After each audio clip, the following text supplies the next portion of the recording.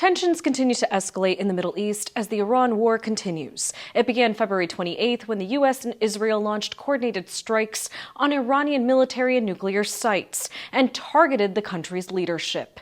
In response, Iran fired back with drone and missile strikes. As the world watches, fear continues to grow. Professor Saeed Khan from Wayne State University breaks down his thoughts on the situation. In a lot of the media coverage, we find the question being posed by some journalists asking, will this expand into a regional war?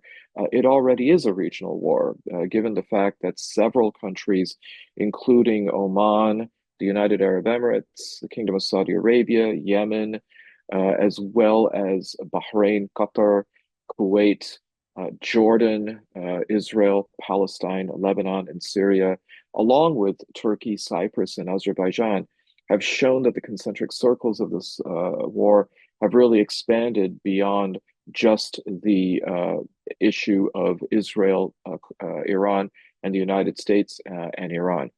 There is a greater chance of destabilization to the region. We see that there are military strikes on many of the Gulf states. Other positions already and as well have been targeted. There is the collateral damage of debris and shrapnel falling down, even on civilian and residential areas.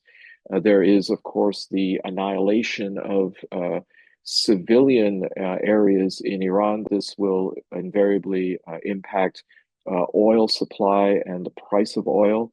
While the United States does not really derive a whole lot of its oil from the region, the United States is practically oil self-sufficient now.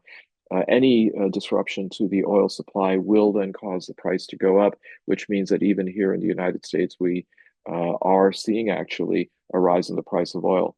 There are at least two major aviation, commercial and passenger aviation hubs in the Persian Gulf, Doha in Qatar, Dubai in the United Arab Emirates. Currently, both of these major international airports are closed and flights are suspended, stranding tens of thousands of people, and of course then disrupting air travel around there, along with the fact that airspace is also compromised in the region, which will affect other airlines and other air routes that are there.